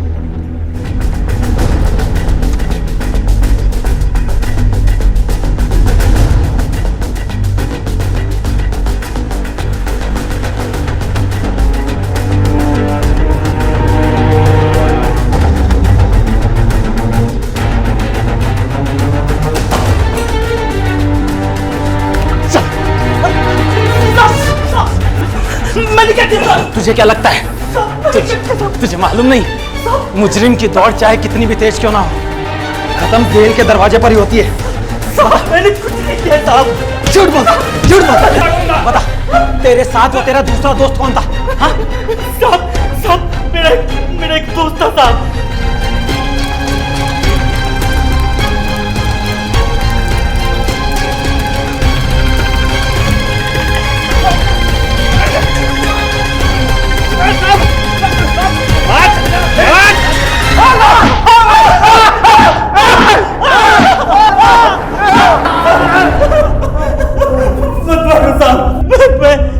सब बताता हूँ साहब। चल शुरू से बता सब कुछ। हमें पता था साहब कि छाया धंधा करती है, इसीलिए हम उससे मिलने चले गए। एक से बात हुई थी ना? ये मेरा दोस्त है, ये अपना पैसा अलग से देगा। और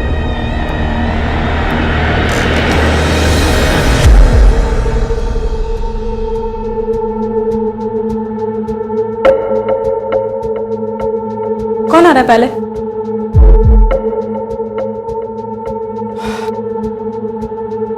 कॉन्डम लाया?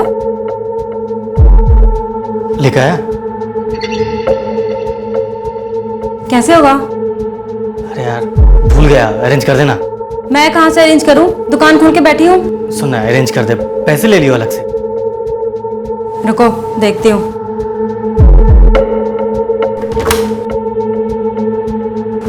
क्या अंकल, कैसे कैसे कस्टमर है, सामान लेके नहीं आते।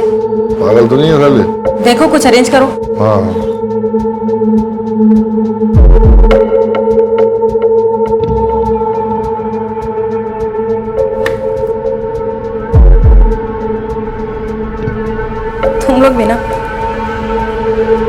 जगह पे आगे बिना कॉन्डम। आ जाओ। हम खाली उस लड़की को मारने के लिए गए थे। झूठ। अगर तुम छाया को ही मारने गए थे तो उसे उसके घर पे भी मार सकते थे, फिर शर्मा के घर पे उसे मारने की क्या जरूरत थी? हमने यही सोचा था, लेकिन छाया किसी और जगह मिलने के लिए तैयार ही नहीं हो रही थी। उसने कहा कि उसे सभी ग्राहक यहीं मिलने आते हैं, इसलिए मजबूरी में हमें भी जाना पड़ा साहब। फिर हमने सोचा कि ठीक है, उसे उसी रूम में मारकर हम निकल जाएंगे, लेकिन तभी साहब शर्मा की बीवी सामने से आ रही थी और हमें उसे भी मारना पड़ा साहब। और शर्मा, उसे क्यों मारा तुमने? वो तो घर पर नहीं था। फंस गए थे साहब, हम फंस गए थे। हम बुढ़िया को मारकर निकलने ही वाले थे कि देखा बाहर से बुड्ढे ने दरवाजा लॉक कर दिया। लॉक कर दिया बे। ये चारों तरफ से लॉक है क्या? ये तो किचन है बे। अबे चल का दरवाजा।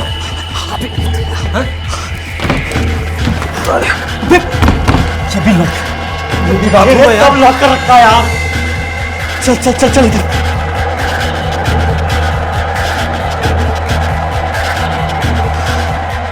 यार तो फंस गए यार, अब क्या करें? फिर हमें मजबूरी में वहीं रुककर इंतजार करना पड़ा था। जब बुढ़ा दरवाजा खोलकर अंदर आया तो हमने उसे भी मार दिया। नहीं मारते साहब तो उस लाश को देखकर चीखता और हम गली में ही पकड़े जाते साहब। लेकिन शर्मा बाहर से दरवाजा क्यों लॉक करके गया था? हमें पता नहीं साहब। इस सवाल का बहुत आसान जवाब है चावला। जब कोई इंसान गलत काम करता है तो उसे छुपाने की हर मुमकिन कोशिश करता है। शर्मा ने भी बाहर से ताला इसीलिए लगाया होगा कि छाया और उसका क्लाइंट जब घर के अंदर हो तो कोई बाहर से आए और ताला देखकर लौट जाए। लेकिन छाया को क्यों मारा तुम? उससे क्या दुश्मनी थी तुम्हारी? साहब हमारी उससे कोई दुश्मनी नहीं थी साहब, पर मैं सट्टे में बहुत पैसे हार गया था साहब, और सटोरिया मेरे जान के पीछे पड़ा था साहब। मेरे दोस्त ने कहा कि अगर उस लड़की को खत्म कर दोगे तो मैं तुम्हारा सारा कर्जा उतार दूंगा। बस इसीलिए मैंने उस लड़की को मार दिया साहब। कौन था वो दोस्त? क्या नाम था उसका? साहब रघु।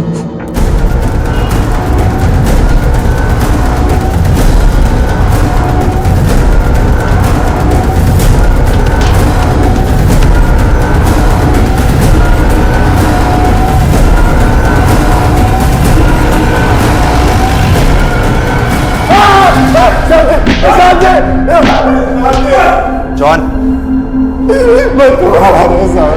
बता बता सब कुछ बोल। साहब मैं सब बताता हूँ, सब बताता हूँ मैं। बोल। जब मैं छाया से मिला था ना तो उसके पास एक भी पैसा नहीं था। मैं लेकर आया उसको इस धंधे में, सब सिखाया सर जी, लेकिन वो मुझे ही छोड़कर उस बुड्ढे शर्मा के साथ काम करने लगी।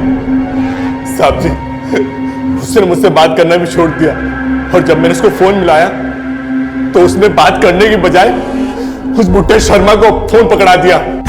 अच्छी तरह जानता हूं मैं कौन है तू। जीबी रोड का तल्ले छाया मेरे साथ काम करती है। शर्मा जी बात तो सुनिए, पहले एक बार बात तो कराइए। खबरदार जो आज के बाद फोन किया तो।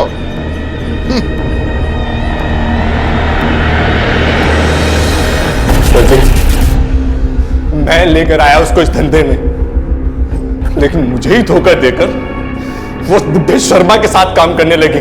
मैंने सोच लिया था सर जी कि उसे खत्म कर दूंगा, इसलिए मैंने माधव और दिनेश को कस्टमर बनाकर भेजा उसे मारने के लिए। लेकिन सर एक बात समझ नहीं है, शर्मा को इतना सब करने की जरूरत क्या थी?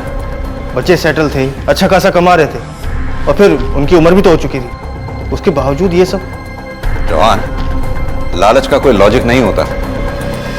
लालच का वाकई कोई लॉजिक नहीं होता, लेकिन उसका रास्ता और मंजिल हमेशा तय होते हैं। छाया की कम वक्त में बहुत ज्यादा कमाने की चाहत और बहुत कुछ होते हुए भी और पाने की शर्मास की भूख ने उनकी जान ले ली। हालांकि जुर्म को लोगों की नजरों से छिपाए रखने के लिए उन्होंने पूरी सतर्कता बरती थी।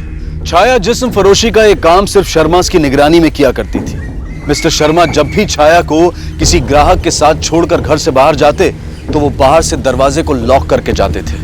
लेकिन उनकी यही चालाकी आखिरकार उनकी मौत की वजह बनी। अगर मिस्टर शर्मा उस दिन दरवाजा बाहर से लॉक करके नहीं गए होते तो शायद आज वो जिंदा होते। और अगर इन सभी ने लालच का शिकार होकर गलत रास्ते पर पांव नहीं रखा होता तो आज ये सभी जिंदा होते। अब मैं अनूप सोनी आपसे विदा लेता हूं। फिर मुलाकात होगी अगले एपिसोड में एक और चौंका देने वाले केस के साथ। तब तक अपना और अपने परिवार का ख्याल रखें और देखते रहें क्राइम पेट्रोल डायल 100। सबक एक को सीख हम सबको। जय हिंद। इस तरह के और भी एपिसोड देखने के लिए हमारे चैनल को सब्सक्राइब करें और बेल आइकन दबाना ना भूलें।